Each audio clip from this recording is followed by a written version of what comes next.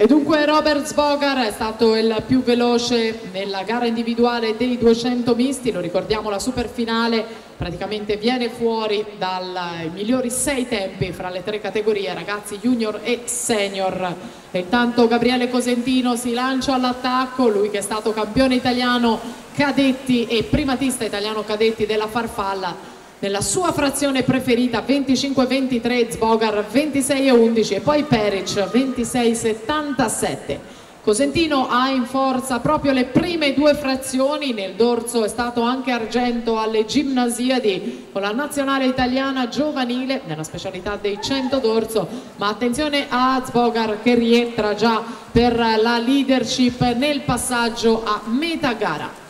Vediamo il tocco ai 100 metri, dal dorso si passa alla rana, 55-68 Svogar, Cosentino 57-14, Filippo Ton che inizia a rientrare 58-54. Il primato italiano di Lestingi 1,55-29, primato regionale di Galenda 1,59-70, il primato della manifestazione firmato Federico Turrini in 2,00,65. Inarrivabili l'europeo di Rogan 1,51-72 e il mondiale strabiliante di Ryan Lochte 1,50-08. In questa gara un tempo spaziale. Robert Svogar intanto 1,31,92 davanti a Filippo Ton che è rientrato in seconda posizione 1,35,22, Cosentino ancora in terza 1,35,79.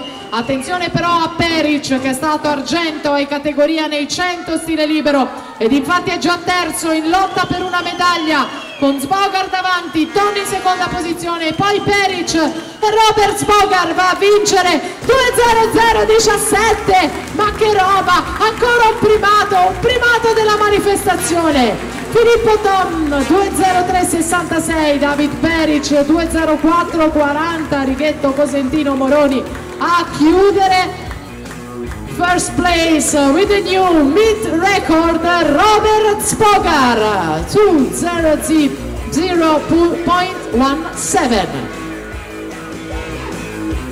E dunque festa, ma i nostri pinguini, ma che spettacolo sono! Un applauso ai nostri super pinguinoni, ai pinguini baby, che festa qui a Montebelluna!